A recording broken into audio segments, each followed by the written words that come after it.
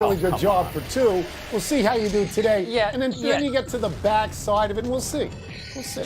No, it's my great joy to work with you. Throw the cash on the nightstand, Tony. I know what I'm here for. Just leave it on the nightstand. I get it. It's August. We're on E2. Let's not lie to ourselves. Good. Welcome to PTI, boys and girls.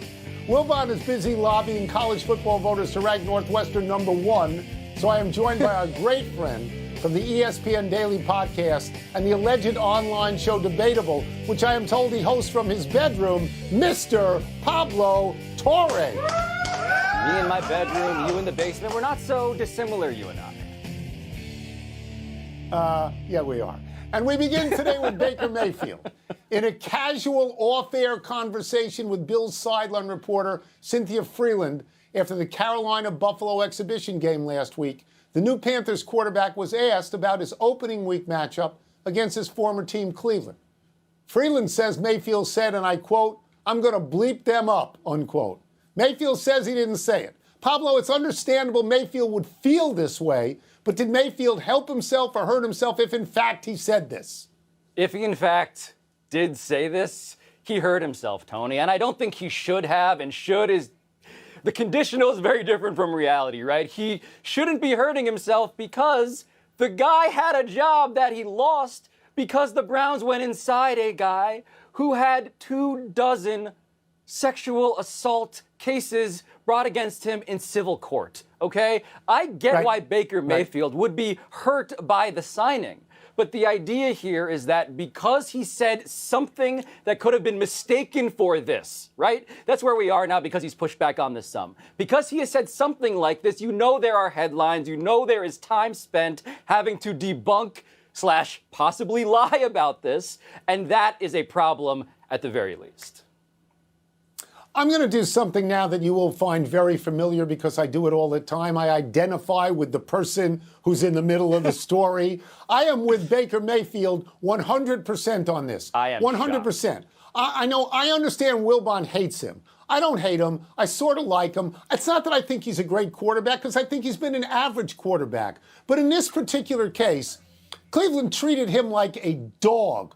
They went out, they signed Deshaun Watson, knowing that Deshaun Watson had a significant suspension time facing him, and they basically gave Mayfield car fare and said, get out of Cleveland.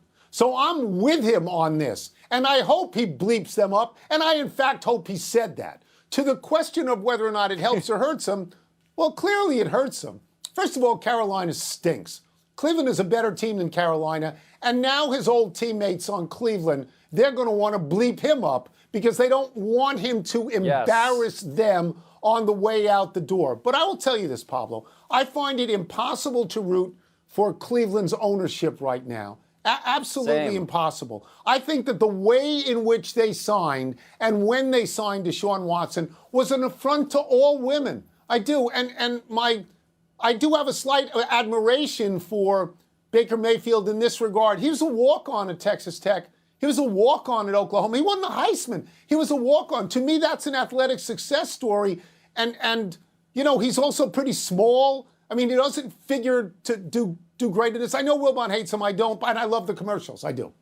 Yeah, no, he's one of the great commercial actors in sports history. But as to who was affronted by the Deshaun Watson signing, it should have been everybody, by the way. Like, this was one of the more cynical transactions that you could possibly imagine. And what's weird about this story, Tony, is that, of course, Baker, anybody who knows him, they know he feels this way. It would be strange to get extra juice because he has begun to allegedly verbalize that. If they want to be offended at something, be offended at the impartial arbitrators in Vegas who say that the Panthers are favored by -2.5. Be mad at those people who think that you're worse than Carolina. Baker saying this to me is no surprise at all. And yes, that is where the line is right now. But we move on right now to another line we just heard in the NBA, Tony. Because Jeannie Buss's praise of Russell Westbrook has made news of its own. The Lakers boss has told The Athletic that, quote, from my point of view, Westbrook was our best player last year, end quote. Yes, that is the word best. But then she later texted a clarification that said, quote, the word I should have used was consistent. He played 78 games last season, end quote. So what do you make of all of this with Westbrook moving forward? That is a good question, Pablo, and as I have done before, I will answer it with another question. What do you think LeBron James thinks of this? Because Jeannie Buss can clarify and re-clarify this quote 87 times before 7 o'clock tonight. The fact is she said best and she meant best. What she meant was exactly this. I'm paying Anthony Davis and LeBron James $100 million and they don't show up, and Russell Westbrook shows up and he gives us his best every night, so I'm not pinning him to the wall on the fact that he's not a good shooter anymore. Now, the cynic in me looks at this and says that what she's trying to do is create a softer marketplace, a more accessible marketplace in order to trade Russell Westbrook. Because LeBron doesn't want him on the team. I don't know what Darvin Ham thinks, but it doesn't even matter because LeBron doesn't want him on the team. So he's probably not going to be on the team. Look, I will say this, and you can contradict me if you want. He's a first ballot Hall of Fame player. He's got more triple-doubles than anybody in history. I watched him up close in Washington for half a season. I didn't think he was a selfish player. I know he's not a great shooter, but it is destructive to hear these terrible comments about Russell Westbrook to me. No, Russell Westbrook, Tony, you know how I feel about him. He is a great bad team player. The Lakers, unfortunately, are a bad team with delusions of grandeur. Yes, and so what do you leave this situation with? Well, you leave it with a sense that the Lakers are not at all on the same page. And I say this for this reason, right? Jeannie Buss, I believe, is not playing chess. I understand logically, yeah, you would say this if you're trying to raise the trade market for Russell Westbrook. But we know who Russell Westbrook is at this point. Every other GM in the league knows who he is. To me, and I pair Jeannie's comments with what LeBron said on Twitter, which I know you are nowhere close to, the internet, but he said on Twitter that he cannot wait to see him go off this season. All of this feels, if I was Russell Westbrook, I would feel like it's a bunch of people lying to me about how good they think I am. And in reality, they're considering leaving me at home. Because guess who else they just signed? Patrick Beverley, rendering me more expendable and rendering me the odd guy out now that you signed a guy I'm actively feuding with. So let's deal with the Lakers for a second. I know you will agree they were a very old team last year. They were a very bad team last year. What have they done to get better? As you said, they signed Patrick Beverley. Do you think that makes them a contender? Please stop telling me you think that. Do you think Anthony Davis is going to play all 82? Oh, please don't tell me you think that. They unwired the odometer on LeBron James because he's 37 years old and he passed 1 million miles. And now he wants to play with his children on the same team. This is like a fantasy cruise. They're a terrible team at the moment. Absolutely a terrible team. Pretty much. Really all I wanted to say about that. Let's move to tennis. Noted. Serena Williams goes tonight, but lots of big names played last night. Rafael Nadal won, Naomi Osaka, Venus Williams, and Emma Raducanu, the defending champion, all lost their first-round matches. Pablo, which of these big names provided the biggest headline last night? Tony, it has to be Osaka. I mean, Naomi Osaka won the U.S. Open in 2018 and 2020. She lost to a player in Collins who she had never lost a set to. And so here we have Osaka, who had been very public about her mental health struggles, and there had been criticism about those struggles and questions, fair questions about, okay, well, what are your obligations to do press? What does this mean for our understanding of toughness in sports? Real philosophical questions. But what cannot be denied at this point is that those struggles were real. It is very clear to me that Osaka, who is 44th in the world and dropping, is nowhere near what she used to be, and that is enormous news for a sport in which she was supposed to be the next Serena. Yeah, so, I mean, I agree with everything you have said about Osaka, who has 4 major wins. I think the last one was in Australia in 2021. And since then in majors, she's out second round, third round, first round. Okay, she's not even getting to the quarterfinals. When you listen to what she says about her life in tennis and how it works for her, you are forced to wonder if temperamentally she's in the right occupation. You know, you don't know. God bless her for talking about mental issues, but the pressure and the scrutiny is not going to change. Yes, the pressure, the crucible of sports, yes. Yes, that's right. She is certainly a headline. Venus Williams, not a headline. She's 42 years old. It's very nice that she's playing. She's gone out in the first round in 7 of her last majors. First round. So that's normal for her. Raducanu, You might think you're stunned by that, but in fact, there's a bunch of women out there who in the last 5 years have won 1 or 2 majors, and then they begin to go out early. Simona Halep goes out early. Ash Barty, before she retired, went out early here and there. Sloane Stephens went out early here and there. Swiatek went out early here and there. So that's not a headline.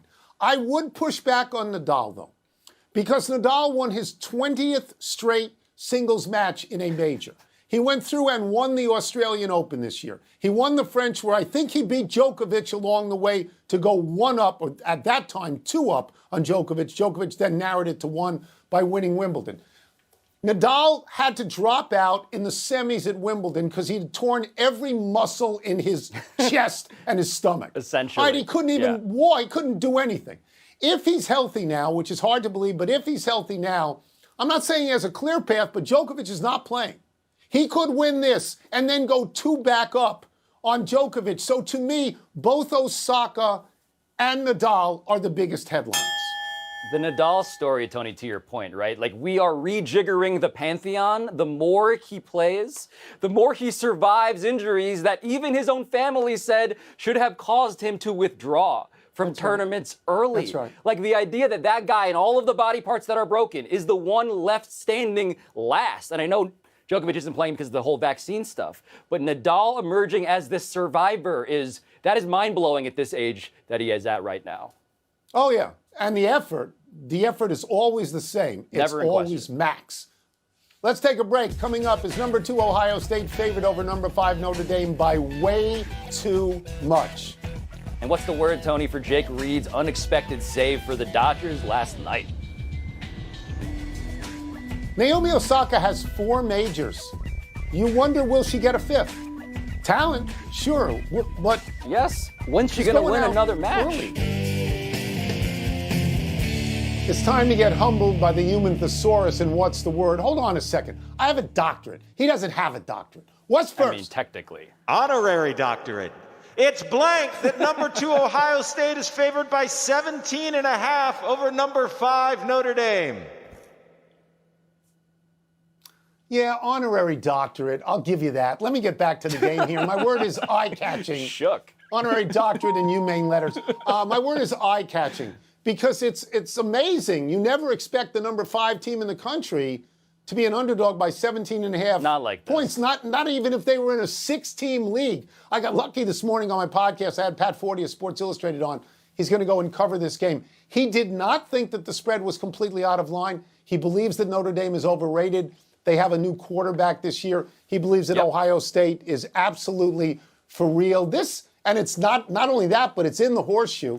I mean, it's a home game for Ohio State. This is the kind of game, if Ohio State shows well, people would vote them number 1, I believe, ahead of Alabama. I think this is a tough game for Marcus Freeman as his first regular season game as coach in Notre Dame. It's a hard way to break in.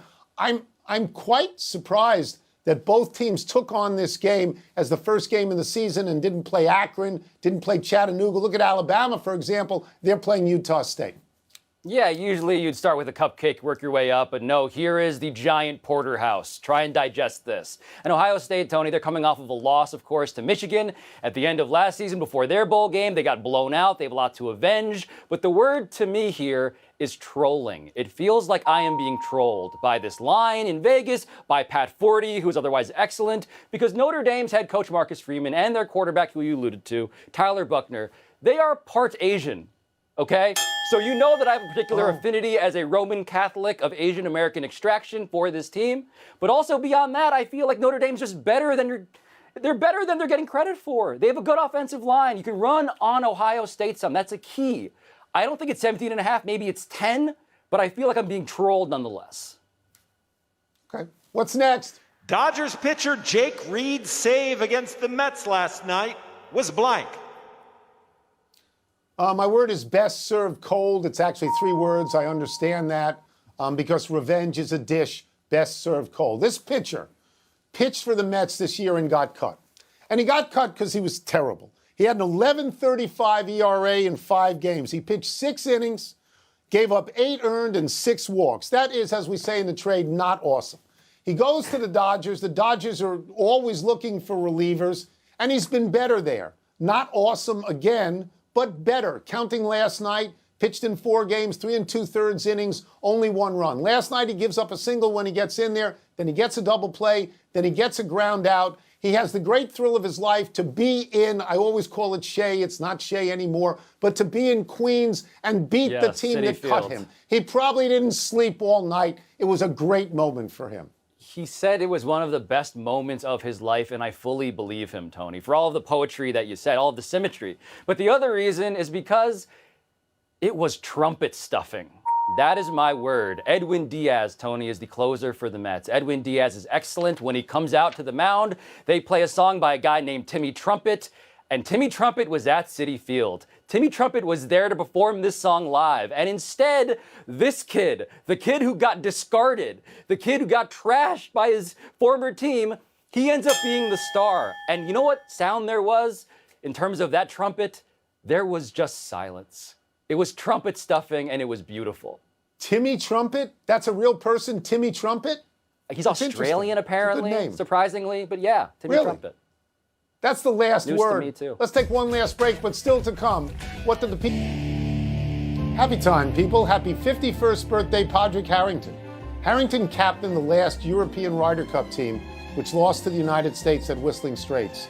This past year, his first year of eligibility, Harrington lit up the senior tour. He won the U.S. Senior Open at Saucon Valley, and a couple of weeks ago, he won the prestigious Dick's Sporting Goods Open in lovely Endicott, New York, right next door to Binghamton.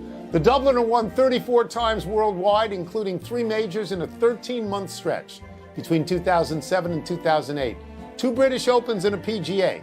The catch is that Tiger Woods was hurt for 2 of them and wasn't much of a factor in the third, and as a result, Harrington's majors are rather discounted. But that's more majors than Greg Norman, Bernard Langer, and Johnny Miller. Tony, I am no geopolitical global expert here, but I would venture to say that Padraig Harrington might be #1 in the Padraig power rankings.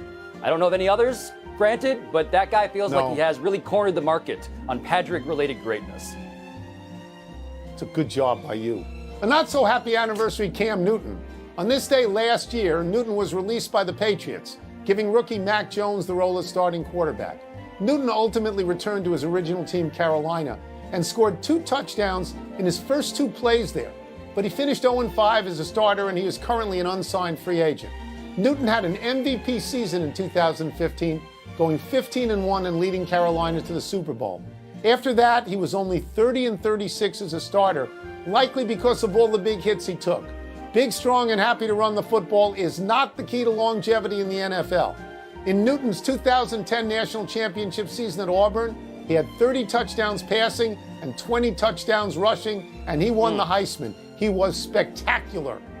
One of the greatest college players of all time. There is no question. He ended up living the NFL life, Tony, that Andrew Luck retired to avoid. But I also, if I may say this, I miss his hats.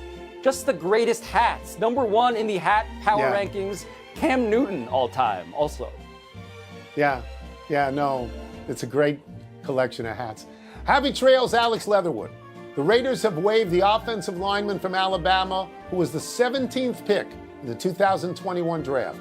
Since moving to Las Vegas in 2020, the Raiders have gotten rid of 3 recent first-round picks: Leatherwood, wide receiver Henry Ruggs, cornerback Damon Arnett. Leatherwood started all 17 games last season, mostly at right guard. He gave up the most pressures in the NFL. According to True Media, Leatherwood surrendered 10 pressures in this recent preseason, the most of any offensive lineman in the preseason. So it was going from worst to worst. Wilbon's Bears reportedly have claimed Leatherwood. Wow, so he's basically going to go from allowing all of this pressure on his quarterback to increasing the blood pressure inside of Michael Wilbon. Remarkable how good the Vegas Raiders are going to be, despite of all these mistakes they've made. A really good offense with Devontae Adams this season, I think, is coming. Let's go to the big finish if we could. Aaron Judge hit his 51st home run last night as the Yankees beat the Angels. Is that a big deal?